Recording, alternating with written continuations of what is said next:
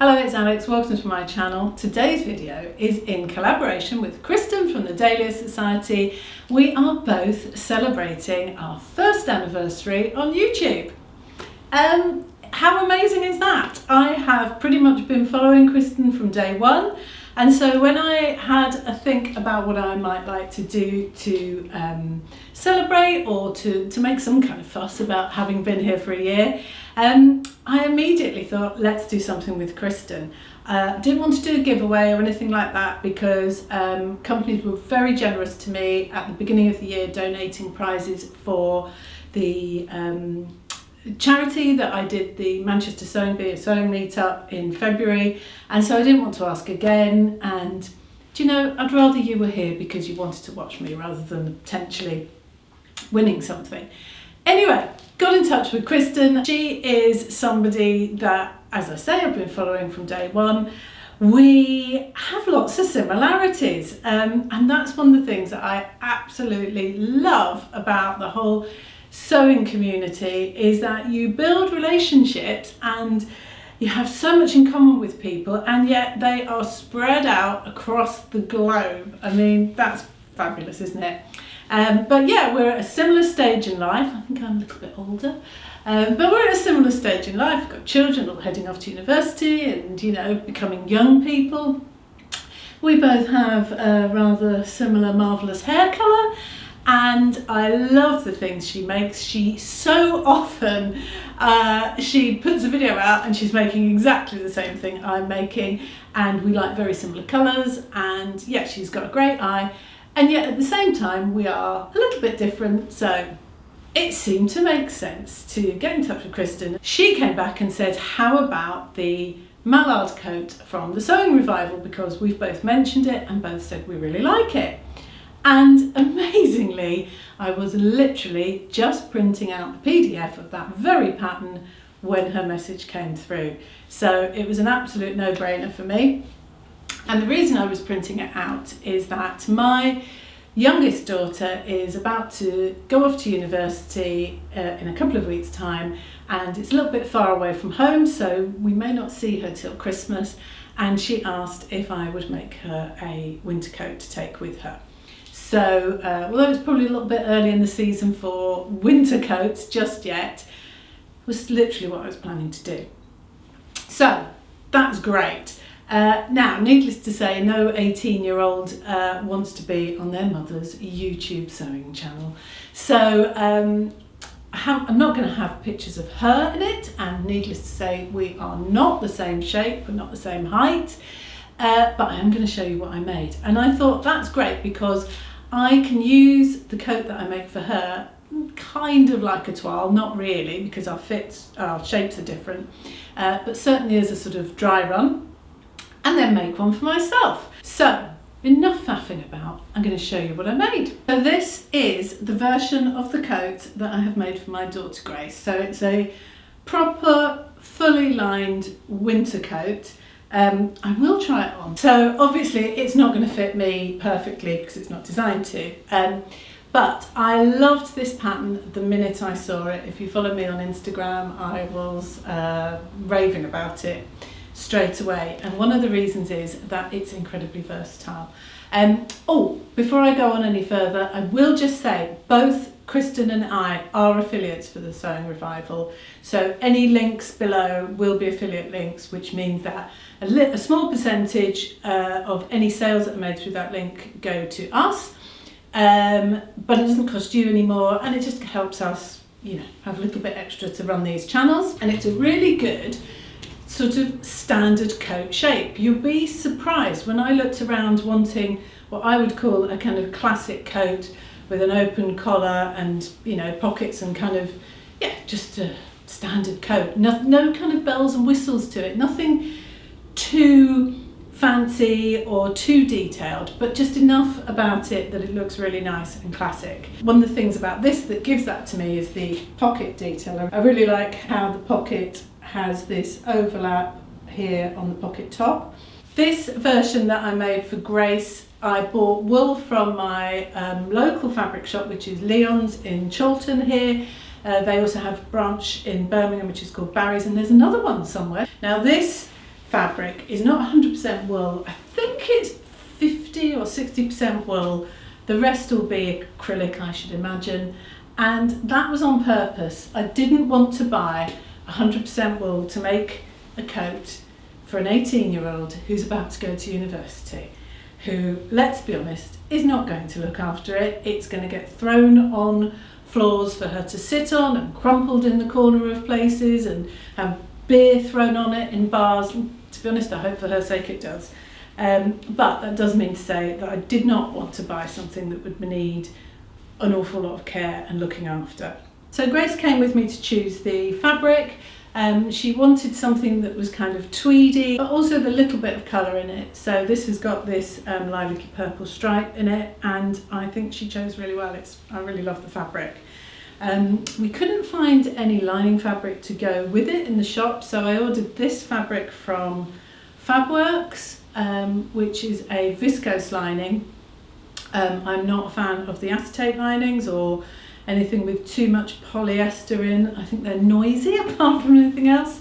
So viscose or Cupro is my kind of favourite lining. I mean, wouldn't it be marvellous if we could line everything in silk? But, you know, really happy with that. It was really nice to work with, actually, because lining can be a bit of a pain.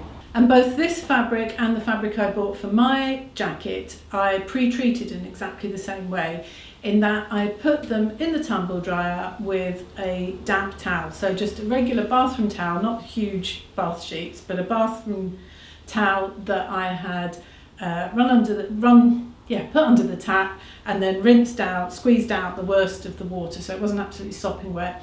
Put it in the tumble dryer with the fabric for about 30 minutes, pretty hot, so it was hot and steamy in there. And I did that with both fabrics, no problems, nothing untoward happened to them. But, you know, other than taking them to the dry cleaners and paying for the dry cleaner to pre-treat them, that was kind of all I wanted to do. I know the other alternative is to steam the fabric, literally with the steam from your iron, or if you've got a steamer, but I'm too lazy to do that when I can throw it in the tumble dryer. So I think it's a great pattern for anybody wanting to make a coat who maybe hasn't done one before and needs some instructions that are going to walk you through and help you along the way. It's not really that difficult, you know, it's not that intimidating to make a coat. The collar is not difficult to make on this. It does kind of work both ways. You can either have it like I've done on the coat here, or on my jacket I've done it so that the coat stands up and stays up like that. So it's kind of flexible like that. It's pretty convertible. But it's not a difficult collar to sew. So there aren't really any techniques in here that are all that tricky. I suppose inserting the lining is probably the hardest bit along the way. But the instructions definitely kind of walk you through that. And they'll often give you alternative methods throughout each step if there is more than one way to solve the next step. And so, for example, with things like interfacing, they talk about using fusible interfacing, but you might also want to use sew-in interfacing. In my case, I used sew-in interfacing, which if you've watched any of my videos before, I am not a fan of fusible interfacing, and I am definitely not a fan of fusible interfacing for things like coats and jackets. It takes an awful lot of time to get a fusible interfacing to really fuse well, and the last thing you want on something that you've spent this amount of time and care making is it to potentially bubble and separate. So I just don't like fusible interfacing at the best of times. So I used sew-in, and although yes, that means you've got to sew any pieces that are interfaced more than once, you do it with quite a big stitch. It really doesn't take very long. It doesn't matter if the stitching's not beautiful, as long as it's inside the seam allowance, it's fine. And I didn't veer off the instructions too much, but I did a little bit. In that, I made this version for Grace. Her measurements did put her fairly sort of squarely into one particular size, and when we came to fit it on her, it was a bit snug. In that, it did fit her perfectly, no problems. But she wanted to be able to wear big chunky jumpers underneath it and to have it quite roomy. So it comes with a standard 1.5/5/8 of an inch seam allowance, and it has the measurements in both imperial and metric, which I really like. Yeah, it comes with a standard 1.5 centimetre seam allowance, and I changed that and made it 1 centimetre, and I did that for absolutely everything except the collar. So she just got a little bit more room to be able to put a big jumper underneath it. And the other thing that I did was that I changed the length. She is 5'4", the coat's drafted for somebody 5'6". So first time ever for me, because I'm 5'7", so most patterns are fine. I used the Chorlton lines, and the only thing with that is that they do run across the placement for the pocket.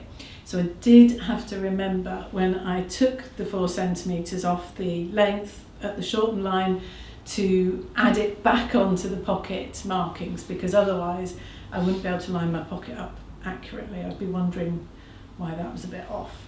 But that was fairly simple. And when it came to inserting the lining, I did that by hand, which is something I prefer to do. But in the instructions, it gives you instructions for how to do that and how to do it machine method. So I didn't machine the lining or the hem, I did that all by hand. And I've made quite a few coats, I just find that to work really well. Sometimes when I make coats, if they kind of don't hang well or they kind of don't meet beautifully, sometimes you get an effect where they kind of kick out at the sides. Sometimes I will put weights in the bottom. If you are interested in seeing my coat making tips, I did a coat making tips video last winter, which has got lots of kind of techniques and things in there, and I actually, if I'm honest, I went and looked at it myself just to remind me. But I didn't need to put any weights in this one, it was hanging nicely enough that it wasn't necessary. She insisted she wanted buttons, which is not a surprise really, because the coat she's worn for the last couple of years, she stole from me. It was one I'd made myself, and I hadn't put any buttonholes on it because I don't like doing them and I rarely button up my coats. So yeah, I kept saying to her, well, if you steal your mother's coat, what do you expect? So I used machine stitched buttonholes, but I did use some thread inside them, like a sort of corded buttonhole. So yeah, that's on that previous video. But it all went really well, and I know that she can go off to university and have a fairly indestructible coat. And I've said to her, if she ever feels homesick or a bit sad, then she can know when she puts her coat on that, you know, Mum's with her. So let me show you what I made for myself. I am really pleased with it. Excuse the visitor, Lola wanted to see what I was up to. I'm really interested to see what Kirsten has made, because as I said, this pattern is incredibly versatile. I think she's making something with a print, so I really want to see how that's going to look. And of course, because she's on the other side of the world, they are heading into spring and summer as we're heading into autumn, winter. So hers is going to be for a different climate entirely. But what I made for myself is an unlined version.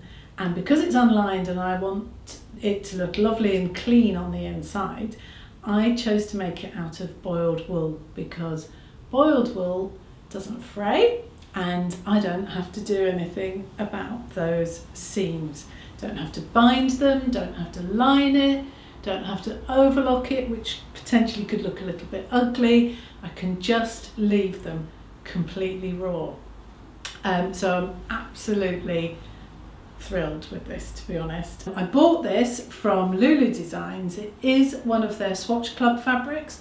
So if you're a member of the Swatch Club, you do get a discount on any of those fabrics. I can't remember what the discount is. So yes, I am a member of the Swatch Club. That was gifted to me, but I did buy this fabric, and there are all sorts of colours. It's called Kate boiled wool. There are all sorts of colours that they hold. This is the olive colour, which is definitely one of those in-betweeny kind of colours. When I first got it, I thought it looked very brown until I got threads next to it, and then I realised actually it is quite green. So it's a little bit between the two, but perfect for me because it will go with pretty much anything I have. How fabulous is not having to treat the seams. So all I did was I made a size 12, and as I said before, the seam allowances are 1.5 centimetres, which I feel is a little bit too big if you're going to be able to see those seams.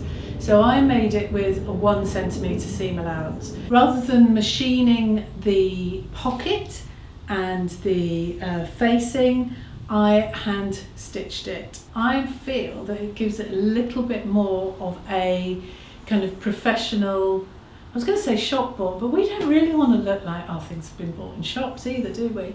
But you don't want it to look handmade. And the great thing about this boiled wool is because it's got, you know, so much texture to it, even if the odd little bit of thread is visible, it's not visible, you can't actually see it.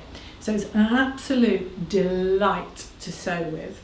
The other thing that's great about this as a pattern for the jacket is that if you have, sorry Lola, if you have fabric that's 150 centimetres wide, so that's 60 inches, it only takes 1.5 meters. So this I think is a little bit less than that. I think it's something like 140 centimetres wide, but I did obviously get it out of that 1.5 meters. So I think it's £9 something for half a metre. So for 100% boiled wool jacket, I think that worked out really, really well. Yeah, the dog, Lola! Yeah, so where you've got areas of bulk, I did use a lot of steam, and I used my wooden clapper because it's wool, so it's going to absorb the steam or absorb the moisture. You put wooden clapper on top, the wooden clapper then soaks up the moisture, and then I used my vintage irons, which is a method I like to do quite a lot. Put those on immediately after because they're very heavy and they're very cold. Now obviously they can't absorb water because they're metal, but a combination of those two methods, or those two items to kind of press, really meant that I could keep all the seams really nice and flat and not have too much bulk where you've got potentially bulky sections. But I'm absolutely thrilled with how this has turned out. The only other thing that I did that was different to the pattern on this is I did have to draft a neck facing at the back because obviously this coat and jacket is designed to be lined, so normally you'd have lining there. So I just had to draft a little piece just for that. And then these are all just stitched down by hand. I was a little bit concerned about how it might work with these raw seams around the sleeves. Because obviously normally with a seam around a sleeve you've got a lot of notching, and I thought, well, that's going to look pretty ugly. I'm using only a 1 centimetre seam, and this fabric has got quite a lot of give to it. It's, you know, fairly spongy. So I thought, well, I'll just sew it with the 1 centimetre seam and press it towards the sleeve like you normally would and see just how it works out. And I have to say, it's absolutely fine. There's no need for me to have to do any snipping around it. It's sitting beautifully, again with a fair bit of steam and a fair bit of pressing. A lot more hand sewing than I normally do, but I could be fairly kind of slapdash about it just because, as I say, the nature of the boiled wool fabric means that it hides a multitude of sins. So that's it on the wrong side on the back. Obviously, as you can see, I did also put a tag to hang it, and that's on the front. And I also didn't use buttons, I used snaps. I have to say I was really inspired by the way that they treated the snaps from the Sewing Revival. They used square ones, which I could not find in the UK anywhere. So if anyone sees them, please let me know. So I just used round ones. I did the same cross technique on the outside of the front. So not only am I really thrilled with both these coats, or the coat and the jacket, I am also thrilled that I am still here 12 months later. If I'm really honest, I still can't believe that I actually did it. I'm not anything like as confident as people think I am. So thank you very much everybody for your support and all the comments and the kind of whole community that we're starting to build up. It's definitely one of the things I love about the sewing community in terms of social media. If you haven't got involved with that, even if you just open up an Instagram account and scroll through and look at people's images, but you know, take a few photos, put them on, get involved. It's lovely. You end up knowing people from all across the world. I know lots and lots of you that are viewing from New Zealand and Canada and from the US.